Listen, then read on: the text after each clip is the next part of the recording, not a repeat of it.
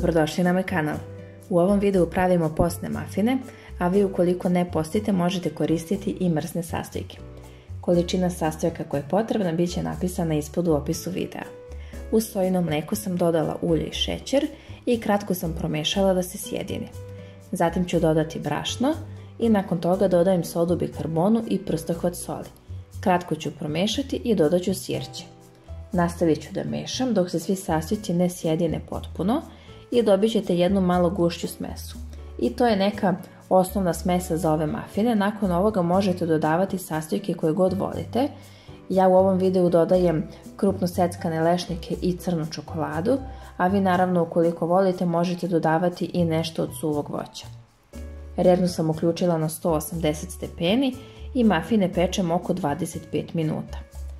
A vi ukoliko ste prvi put na mom kanalu, želim da vas pozovem da me zapratite i da kliknete na zvonce pored tako da dobijete obaveštenje kada izbacim svoj sljedeći video.